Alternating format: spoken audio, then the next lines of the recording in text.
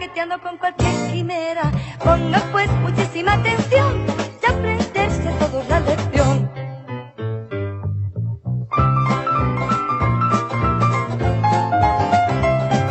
El gran conflicto. Así que el conflicto está servido. Somos testigos de esta conflictividad, incluso dentro de nosotros mismos luchamos y a veces vencemos y otras veces somos vencidos, pero ahí estamos en la lucha y bien atrincherados, bien pertrechados con todas esas armas. Pero sí que seguimos, desde luego, profundizando para comprender realmente los entresijos de este conflicto, cómo nos alcanza a nosotros. La dificultad que tienen las personas para saber que están inmersos en un conflicto. La gente va por ahí, por decirlo así, desprotegida. Y ante ese temor, nosotros lo que tenemos que es apercibirlos. Así que, bueno, hoy nos vamos a adentrar en el tema de la lección y como aperitivo vamos a ver la Escuela Sabática Light. Juan Luis, por favor, cuando quieras. ¿Recuerdan que la semana anterior hablamos del gran reformador William Tyndale? Claro, el que tradujo la Biblia al inglés a partir de los idiomas originales. Y que fue arrestado, juzgado y condenado a la hoguera. Exacto. Durante su juicio, que tuvo lugar en Bélgica en 1536, le preguntaron quién lo había ayudado más a difundir la palabra de Dios. Tyndale reflexionó sobre la pregunta y respondió: el obispo de Durham. Los magistrados se quedaron consternados. Tyndale les explicó que en una ocasión el obispo quiso comprar una gran provisión de sus Biblias. Sospechando que las intenciones del obispo no eran buenas, le ofrecieron las Biblias a un precio muchísimo más alto, pero tal era el odio del obispo por la Biblia que las compró a pesar de la alta suma de dinero. Las llevó a la plaza y quemó las Biblias públicamente. Lo que el obispo no sabía es que en vez de hacer una resta, estaba haciendo una multiplicación. Con el dinero que pagó el obispo pude imprimir muchísimas más Biblias de las que se quemaron. Oigan bien, ningún otro libro ha sido tan amado ni tan odiado como la Biblia. Mientras que muchos como Tyndale dedicaron su vida a honrarla y levantarla, otros dedicaron su vida a perseguirla y destruirla. Pero hay una profecía en Apocalipsis 11 que señala que esos dos testigos, Antiguo y Nuevo Testamento, nunca, pero nunca serían acabados, y que aunque en una época de la historia asesinarían a la palabra de Dios, ésta resucitaría, tal como Cristo Jesús, la palabra hecha carne. Lección 6. Los dos testigos. En la época del Antiguo Testamento, el profeta Zacarías tuvo una visión muy particular. Se trata de un candelabro de oro con 7 lámparas, similar al del santuario, pero con un sistema de alimentación bastante ingenioso. Sobre el candelabro había un depósito del que salían 7 tubos que surtían aceite a cada lámpara del candelabro. Pero lo más interesante es cómo llegaba el aceite al depósito. A cada lado del candelabro había 2 olivos, y cada olivo tenía un tubo a través del cual circulaba el aceite. Es decir, de los olivos al depósito, del depósito al candelabro, y así el candelabro alumbraba permanentemente. Un ingenioso sistema de energía renovable que hasta Elon Musk envidiaría, pues solo ocurre en la mente de Dios. Ahora bien, ¿qué representa el candelabro? La palabra de Dios. ¿Qué representa el aceite? El Espíritu Santo. ¿Qué representan entonces esos 2 olivos? Oigamos lo que se le dijo al mismo Zacarías. Estos son los 2 ungidos que están delante del Señor de toda la tierra. Los 2 olivos son los instrumentos celestiales que a través del Espíritu Santo alimentan la palabra de Dios, el Antiguo y el Nuevo Testamento. Siglos más tarde, al apóstol Juan se le habló en Apocalipsis 11 de 2 testigos que profetizarían vestidos de cilicio, y se le aclara que esos 2 testigos son los 2 olivos que están en pie delante del Dios de la tierra. Las mismas palabras y los mismos olivos de la visión de Zacarías. ¿Lo notan? Los dos testigos simbolizan el Antiguo y el Nuevo Testamento, pero a Juan se le dio una información adicional. Esos dos testigos serían perseguidos y asesinados, pero resucitarían. Por eso la pregunta de esta semana es, ¿cómo se cumplió la profecía de Apocalipsis 11 acerca de los dos testigos? En primer lugar, se vestirían de cilicio. Como decíamos, a Juan se le dijo que los dos testigos profetizarían por 1260 días vestidos de cilicio. Pero, ¿qué es vestirse de cilicio? El cilicio era una tela oscura y áspera tejida con pelo de cabra o de camello, y era un símbolo de duelo y tristeza. ¿Recuerdan a algún personaje que se vistió de cilicio? Jacob, cuando le dijeron que una bestia salvaje había devorado a José. También Mardoqueo, al oír el edicto ideado por Amán para exterminar a los judíos. ¿Lo notan? Profetizar vestido de cilicio significa que la Biblia sería predicada en medio del duelo por mártires que, como José, fueron maltratados solo por ser justos. Significa que la Biblia sería atacada por decretos como el de Amán, que buscaban aniquilar al pueblo de Dios. ¿Por cuánto tiempo? Por 1260 días proféticos, que corresponden a 1260 años de persecución al pueblo de Dios y su sagrado libro, la Biblia. Desde 538 hasta 1798, los decretos de los hombres sustituyeron a los mandamientos de Dios. Las tradiciones humanas eclipsaron la sencillez del Evangelio. La Iglesia romana se unió al poder secular para extender su autoridad sobre toda Europa.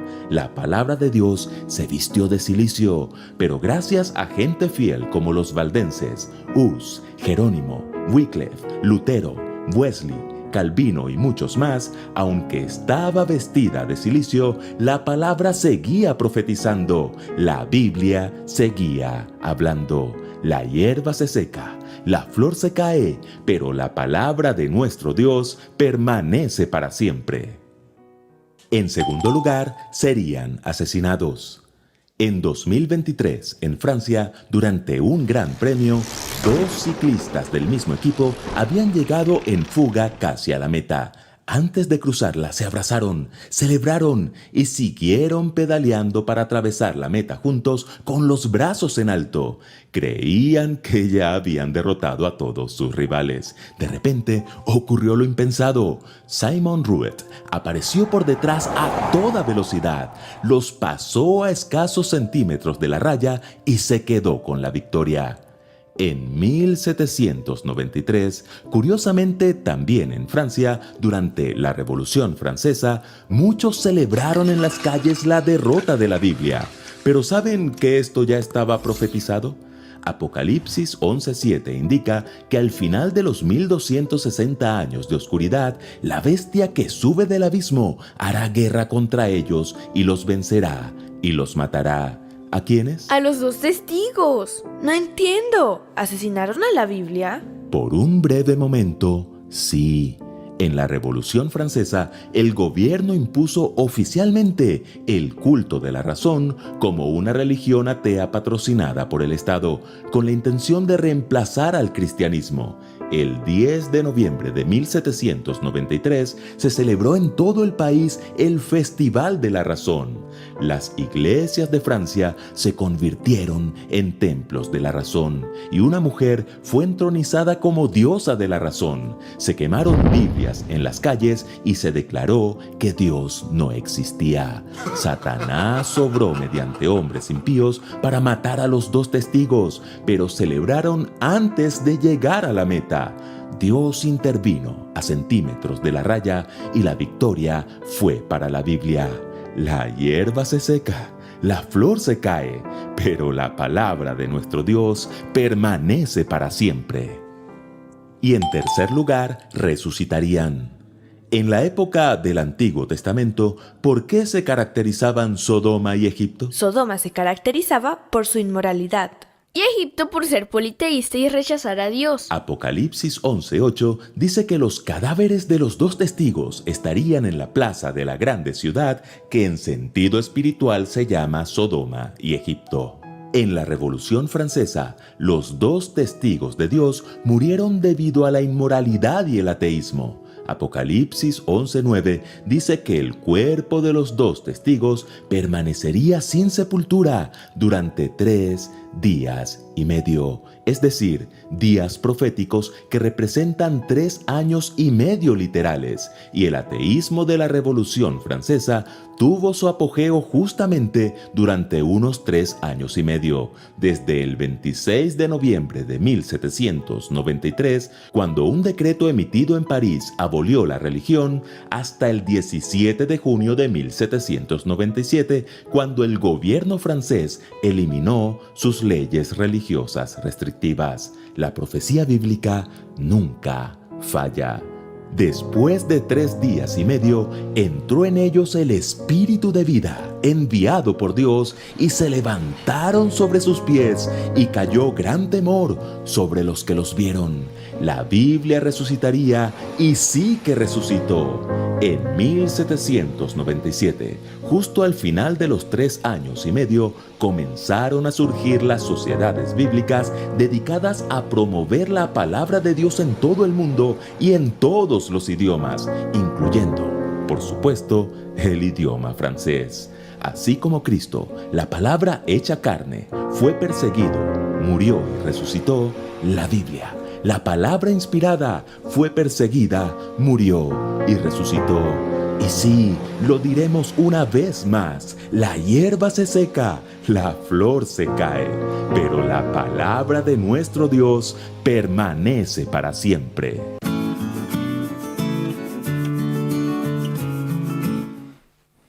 Bueno, pues aquí estamos de vuelta para abordar este tema, esta nueva lección de este trimestre.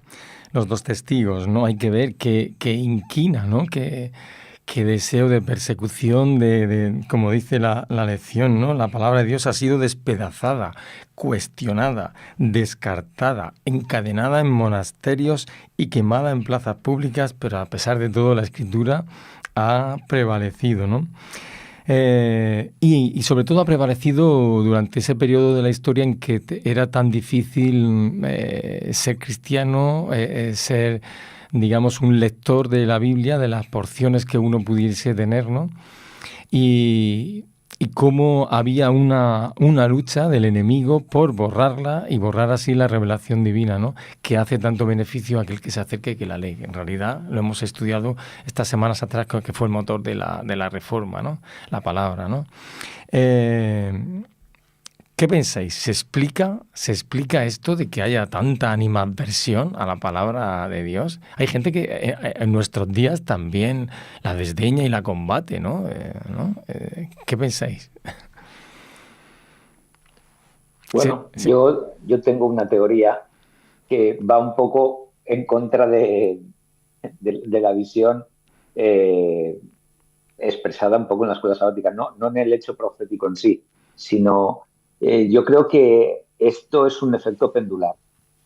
La palabra de Dios, evidentemente, ha estado perseguida, como hemos visto, por el propio cristianismo primero y después por los movimientos seculares posteriormente.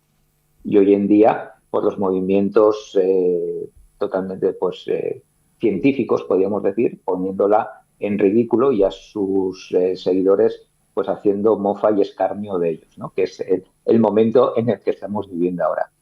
Pero yo creo que estos momentos históricos, como la Revolución Francesa o como algún otro que podremos explicar, no van en contra de la Biblia. Concretamente, la Biblia yo creo que es una pérdida o una víctima colateral. Yo creo que van en contra del abuso de la Iglesia. Y yo creo que la mayor fábrica de ateos, esto es una frase que no es mía y habréis escuchado muchas veces, ha sido la propia Iglesia, el propio cristianismo oficial, podríamos decirlo de esta manera, porque decían una cosa y practicaban otra, bien diferente. Ya pasaba en los tiempos de Jesús. Jesús se encontró con este mismo problema, se encontró con la casta farisaica, con los saduceos, con una casta sacerdotal con la que Jesús no tenía nada que ver, las enseñanzas de Jesús no tenían nada que ver con ella. Ellos combatían contra la Torá, combatían contra la Biblia que ya tenían en ese momento. Bueno, si podemos decir que combatir es añadir cosas, porque ya sabéis que el sábado es un mandamiento y luego ellos tenían 600 y pico mandamientos sobre el sábado, pues en realidad sí lo hacían.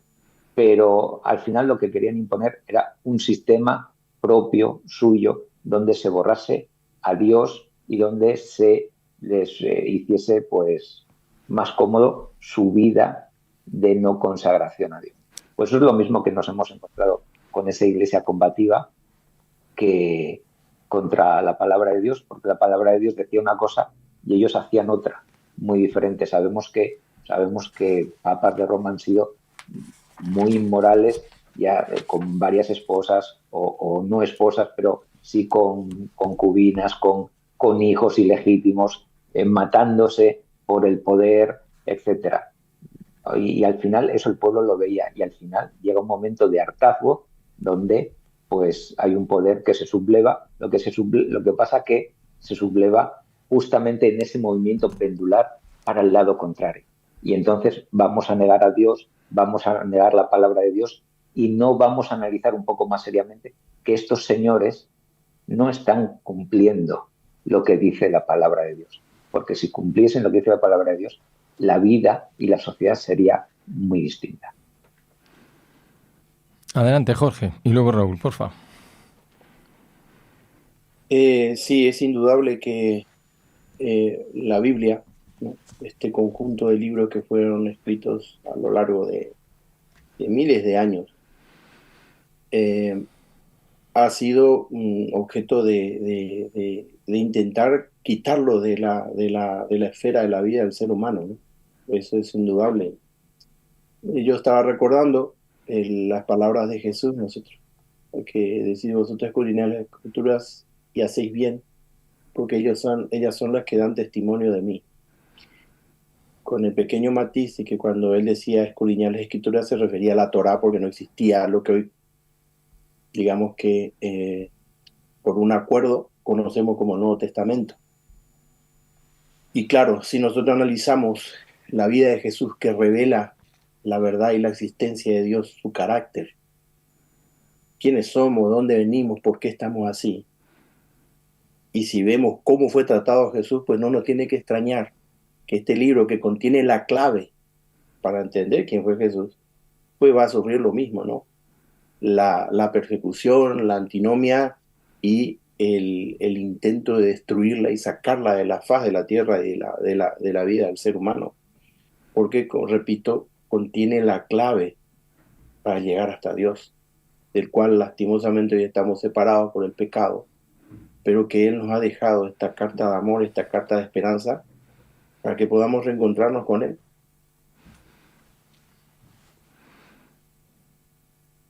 Bueno, yo pienso, digamos que haciendo mención, ¿no?, a ese dicho popular, ¿no?, que el diablo sabe más por viejo que por diablo, dice el dicho. ¿En qué sentido lo quiero decir o quiero expresar? Bueno, yo creo que lo que veo en la escuela sabática es que hay como diferentes periodos en el que Satanás ataca a la Biblia.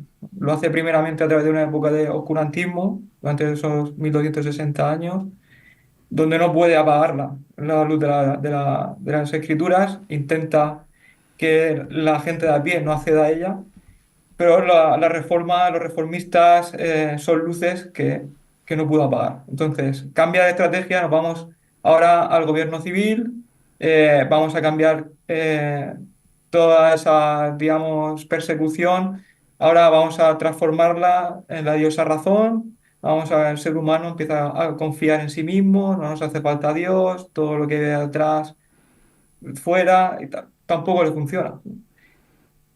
Y al final, lo que sí, llevándome a la actualidad, pienso que la estrategia que al final más le está funcionando es: no, vamos a dar libertad a la gente, a todo el mundo, en diferentes idiomas, en diferentes versiones, en diferentes... Libre apertura de la Biblia hoy día la podemos tener a golpe de clic, ¿no? Sin embargo, es una época en que las personas pues no estamos acudiendo libremente a la Biblia. Y esa, a fin de cuentas, creo que es la estrategia que más le ha servido, ¿no? Dejar libertad y, además, libre acceso a la Biblia, pero el ser humano ha decidido irse, como decía José Antonio también antes, a otros tipos de espiritualidades, a otros tipos de fe, a otros tipos de creencias, pero son muy pocas las personas las que hoy acuden a la Biblia. Ujú. Gracias. De momento, pues hay un tema controvertido en la lección, sobre todo aquellos que podemos pensar de otra manera, por haber profundizado en el estudio de la lección y de las escrituras en sí, ¿no? Y es la lección del domingo que llama dos testigos. ¿Quiénes son los dos testigos? Es verdad que parece muy claro, ¿no?, por la interpretación historicista de siempre, que son el Antiguo y el Nuevo Testamento, pero fijaos que la propia lección del domingo recoge en su parte final, dejadme que lo encuentre, porque lleva ¿quiénes son estos dos testigos? Es el último párrafo antes de la pregunta final. En vista de estos aspectos bíblicos y de las características dadas en Apocalipsis 11, podemos concluir, y abre paréntesis, aunque no dogmáticamente, que los dos testigos son las escrituras del Antiguo y del Nuevo Testamento que comunican la luz y la verdad de Dios al mundo. ¿Es que cabe otra interpretación? ¿Podría caber otra interpretación? Porque en Apocalipsis se nombran más de 70 veces los ángeles. Los ángeles son enviados de Dios, son mensajeros, tienen acciones, se encuentran con Juan, que Juan se postra ante uno de ellos y dice, levántate que yo soy consiervo tuyo y de tus siervos los profetas, ¿no? Adora a Dios, ¿no? O sea, tienen una parte como muy especial. Y luego es que hay unos versículos dentro de lo que es el propio capítulo 11 que no encajarían tal vez con esa interpretación, ¿no? También es verdad que se habla de los días como años proféticos, pero Jesús también dijo, como estuvo Jonás 3 días en el vientre de la ballena, así estará el Hijo del Hombre. Y fueron 3 días literales, ¿no? No completos, pero sí que fueron 3 días literales, ¿no? ¿Qué pensáis? ¿Está cerrado este tema? ¿O puede ser que realmente estos dos testigos, en un momento de crisis como el que es, después de los sellos, que habría que repasar las 6 primeras trompetas, porque está a punto de sonar la 7ª trompeta? Hay una serie de eventos, por decirlo así, de catástrofes que está sufriendo la humanidad, y de hecho se recogen en estos versículos primeros de la lección que dice que tienen poder sobre el cielo, sobre la tierra, sobre el mar. O sea, que es algo global, que afecta al mundo. Y mira que van a subir delante de toda la gente después de resucitar, que va a haber un terremoto. Pues tal vez que pueda haber otra interpretación que no la historicista de siempre, sin que eso sea entrar en controversia. Sé que es un tema que puede ser espinoso o difícil, pero que no debe de estar cerrado cuando la propia lección lo dice, aunque no dogmáticamente se puede concluir esto. ¿Qué pensáis? Sí que es un tema controvertido en cuanto que queremos ponerle nombre y apellidos a todo, ¿no? Y me parece que desde un ámbito académico está bien hacer ese intento. Es decir, ver dónde puede encajar. Pero como tú dices, hay cosas que no encajan. Por ejemplo, tenemos el versículo 13. En aquella hora hubo un gran terremoto y la 10ª parte de la ciudad se derrumbó, y por el terremoto murieron unos 7.000 hombres. Pues estas cosas, digamos que aquí, cuando se murieron o mataron a estos testigos, ¿dónde pasó esto, no? Si lo queremos, digamos, poner a este nivel ya tan concreto de esos momentos de la historia, como tenemos otros momentos de la historia muy detallados, como los 1260 días, etcétera, ¿no? Que los tenemos como muy identificados, muy claros, y que todos los elementos que hacen referencia a ese periodo de tiempo, que además se nos repite no solamente en los días, sino se nos repite puesto en tiempos, y se nos repite puesto en meses, coinciden todos y todos tienen esas mismas características.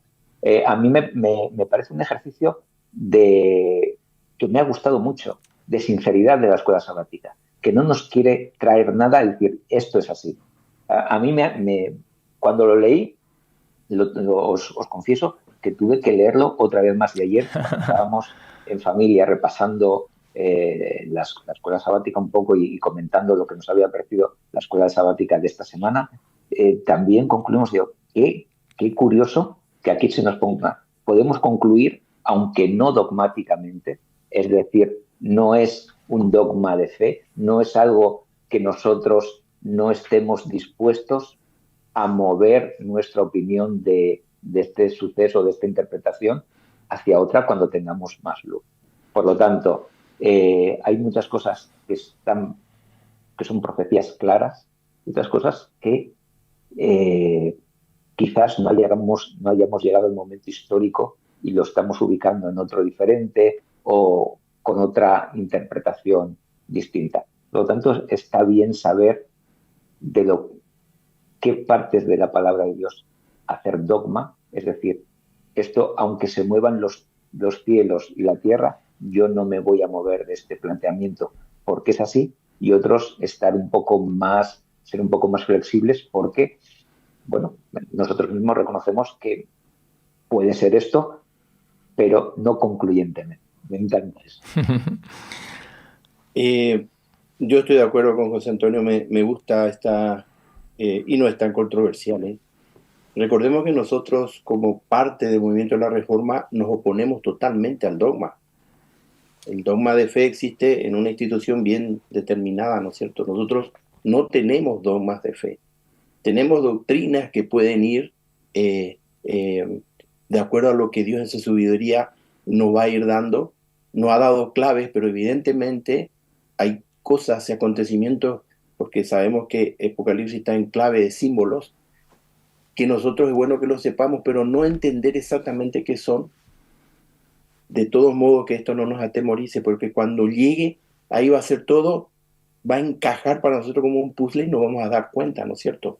Ahora, con respecto a lo que tú preguntas, Antón, yo una vez escuché un sermón y esa fue para mí la punta del ovillo, ¿no? Fijaros que Jesús, en su sermón profético, así lo llamamos nosotros, en Mateo 24, el versículo 15 dice, él utiliza una frase que solamente figuran en 2 libros en la Biblia. Él lo menciona y está en el libro de Daniel. Cuando veáis la abominación desoladora, dice, y el que figura en Daniel, el que lea entienda. Jesús explícitamente nos está diciendo, tenemos que leer Daniel. Y claro, luego, a medida que transcurrieron los años, la iglesia fue entendiendo la conexión clara como 2 imágenes especulares entre Daniel y Apocalipsis. Daniel mirando al futuro y Apocalipsis retomando lo que veía Daniel como el presente desde el futuro y proyectándonos más allá, ¿no es cierto? Entonces, en cuanto a los 2 testigos, si tenemos en cuenta nosotros, en el tiempo de Jesús, no existía el Nuevo Testamento, no lo existía. Eso vino siglos después y por una convención internacional, ¿no es cierto? Que Dios lo permitió, vamos a decirlo todo, Dios lo permitió. Y entonces quedó configurada, repito, siglos después, muchos siglos después, la Biblia tal cual la conocemos hoy, con el Antiguo Testamento y el Nuevo Testamento, pero en la mente de Jesús y en la mente de Juan no estaba eso porque no existía. Entonces, ¿quiénes son los 2 testigos si no son el Antiguo y el Nuevo Testamento? Pues para mí la clave, por lo menos ese es un pensamiento personal, la clave es que Jesús nos remite a Daniel y Apocalipsis. Y si nosotros tenemos en cuenta que todo lo que atañe al movimiento, a la historia profética, tal cual Dios quiere que nosotros tengamos en cuenta para saber dónde estamos pisando y hacia dónde nos dirigimos, son Daniel, al que se le dio la pequeña visión para que él tuviese respuesta a su inquietud, que era ¿cuándo vamos a volver a Jerusalén? ¿Cuándo se va a reconstruir el templo? ¿Y cuándo yo voy a ver de nuevo la presencia de Dios, la Shekinah, en el templo? Porque recuerden que él era judío y él entendía perfectamente que mientras no se realizase la ceremonia diaria al continuo y la anual del sumo sacerdote, los pecados no estaban perdonados. Y eso era una angustia para Daniel. Pues Dios le dio la visión para que él supiese lo que la tenía en cuanto a su pueblo y la gran visión, los 2300 días o años que llegan hasta 1844, donde también tenemos que tener en cuenta que ahí termina todo tiempo profético y no hay más fecha después. Que ese es uno de los grandes errores que incluso dentro de nuestra iglesia muchos han caído. Porque dicen, bueno, habla de año, pero no habla de día. Y empiezan a poner, ¿no? El tiempo profético termina según la visión de Daniel explicada en Apocalipsis en 1844. Luego vosotros dirán, ¿y para ti entonces qué son los dos testigos? Pues para mí, indudablemente dentro de la Biblia está la palabra de Dios, ¿no? Sin duda, y muy específicamente, los dos libros proféticos por excelencia que son Daniel y Apocalipsis, que necesitamos hebreos para entenderlo, completar lo que es tan, digamos, cercano y tan valioso para nuestros corazones, porque somos los únicos que hablamos del santuario, y hablar del santuario ya es hablar de todo lo que nos importa a nosotros para nuestra salvación, porque eso es lo vital.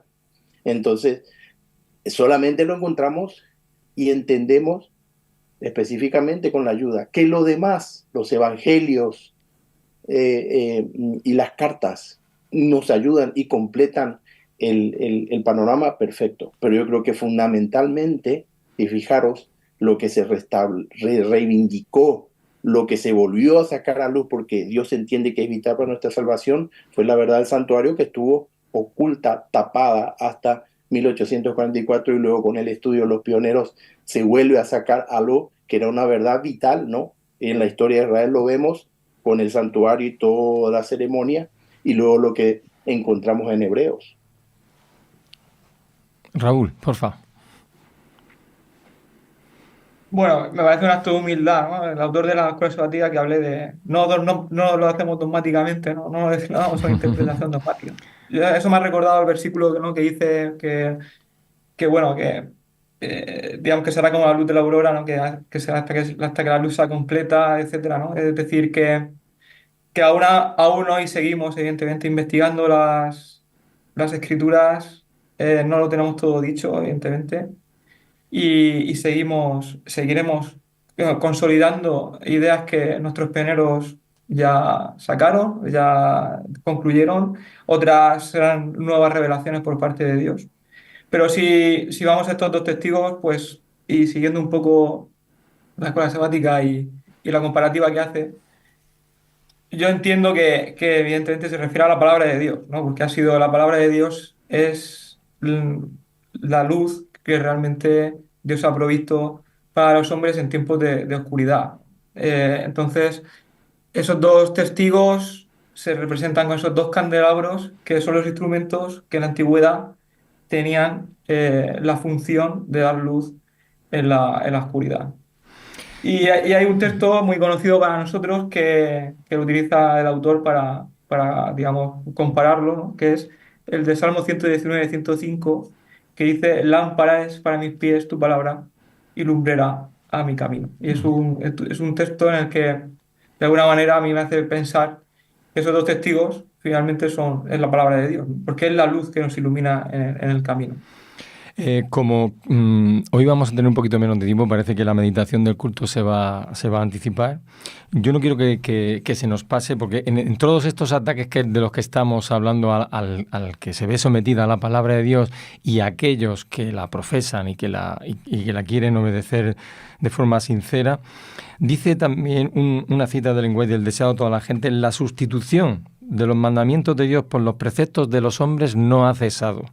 Los hombres se aferran a sus tradiciones, reverencian sus costumbres y alimentan odio contra aquellos que tratan de mostrarles su error.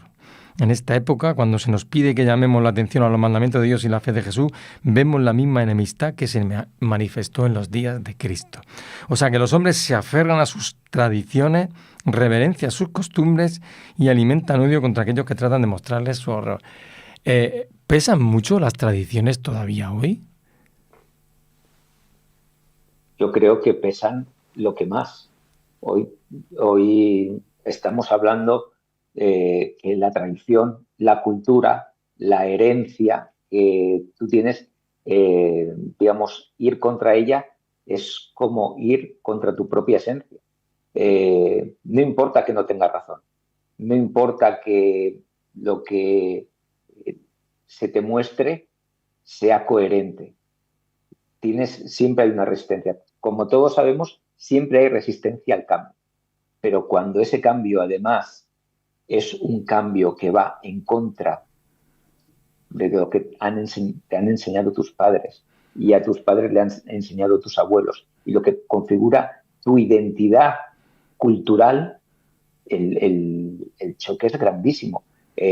Tenemos que reconocer, muchas veces nosotros lo vemos esto como un poco, no sé, como nosotros ya hemos dado ese paso, lo vemos como más sencillo, pero es un choque terrible tener que decir todo lo que soy, todo lo que me han enseñado, todo lo que yo creía que era, resulta que no es. Y hace falta, bueno, pues muchísima, lo que decíamos antes, muchísima humildad para reconocer que estoy equivocado y que lo que me han enseñado no es lo correcto, no es el camino de Dios. Por eso yo creo que la tradición tiene mucho peso. Lo estamos viendo, que incluso hay partidos políticos.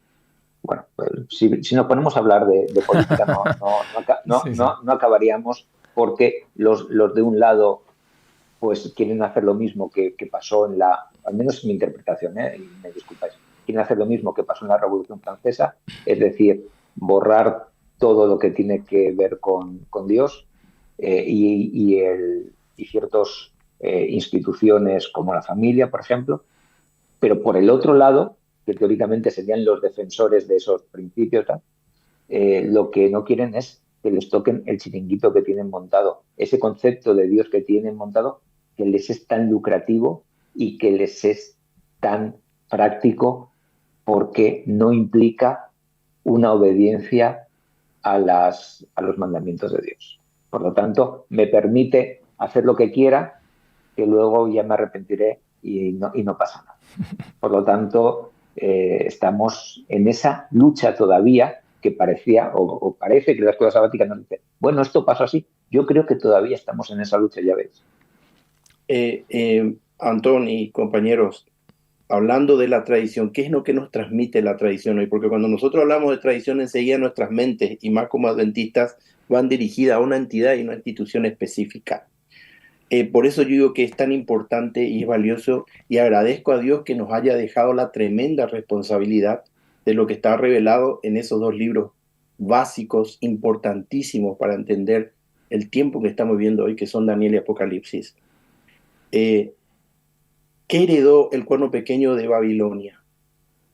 El sentido de la divinización de lo humano, ¿no?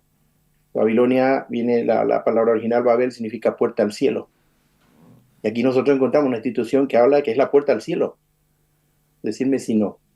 ¿Qué heredó de Medo-Persia? El sentido de Estado. La ley humana no se cambia, la ley de Dios sí. Que fue lo que impactó directamente entre los tres amigos de Daniel, ¿no es cierto? ¿Qué heredó del imperio griego? La utilización de la filosofía para entender la revelación de la palabra de Dios. Y finalmente, ¿qué heredó de la Roma imperial? Estamos bajando la estatua esa de Daniel, ¿no es cierto? Heredó el politeísmo.